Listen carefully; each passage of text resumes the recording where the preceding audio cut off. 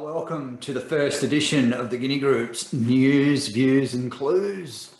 So today we're going to unpack those three things. We're going to do it in the next 5 to 8 minutes. And we're going to have a look at a report that came out in relation to news first from Inc.com just today. Do you know what it says? New report, only 12% of employees are fully productive at work. And the reasons that they're not productive may surprise you. Now, 12% of employees are fully productive. 12%. Let's unpack why. What's this study found, and what are they saying? What are Inc.com saying? In workplaces that feel increasingly always on, the expectations put on workers are fast becoming unrealistic. Leaders tune in. The expectations on our team members, on our workers are becoming unrealistic, Inc.com has reported. Now, this is really interesting. The recently published task management trend reports by Reclaim.ai surveyed over 2,000 professionals to analyse how managers and team members are prioritising and defending their time. Now, get this, as part of that analysis work, guess what they found? First thing, never-ending disruptions. Here's some stats in the news this week from Inc.com. According to the report, employees face, on average, get this, on average, 31.6 interruptions a day. 31.6. Let's say in an 8-hour period, so every 15 minutes, employees get interrupted.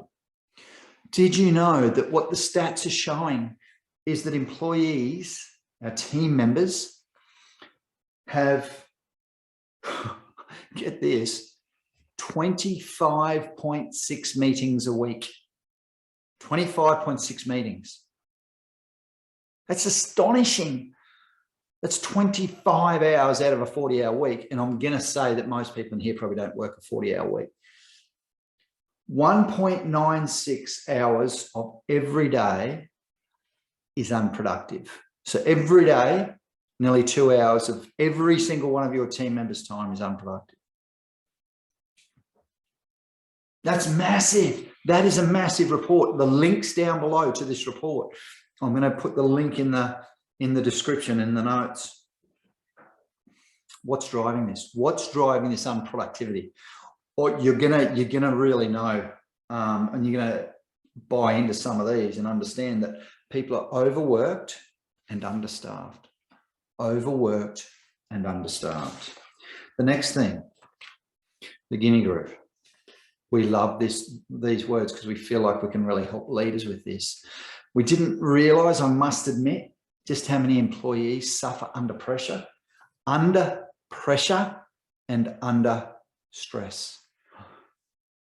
Unbelievable. Here's the thing. I didn't realise, I must admit, that our teams are feeling as much pressure as we are as leaders. I didn't realise that burnout at team member level was so high. Seriously, get this. This is the last bit of info that I'm going to give you. Listen to this as a stat. Trying to keep up has led to an inevitable burnout that far too many in the workforce are familiar with nowadays. In fact, according to Flex Jobs, 75%, 3 in 4 workers have experienced burnout, with 40% saying they've experienced burnout specifically during the pandemic. 3 out of 4 of your team members have experienced burnout during the pandemic. So Inc.com says. Unbelievable. That's the news. That's a crazy report. We are struggling as organisations to look after our team. So what's my views on that? What are my views? Leaders, time to step up and care. And it would be easy to say, it would be really easy to say that leaders can fix this. It's just a quick fix. It's not a quick fix. Now, what that report says is that leaders should care more about their workers' mental health, absolutely. And their workload, agreed. They should hire more. Absolutely, they should. I agree. And they should distribute more. So spread the workload out. I agree. See, the challenge is that as leaders, one of the first things that you're taught at leader school is to delegate. As a leader, try to not do the tasks that your team can do. And I get that. I'm just wondering whether we're going to have to rethink some of that as leaders as we go on over time. If we've got 3 out of 4 of our team members are suffering burnout. So my view is this.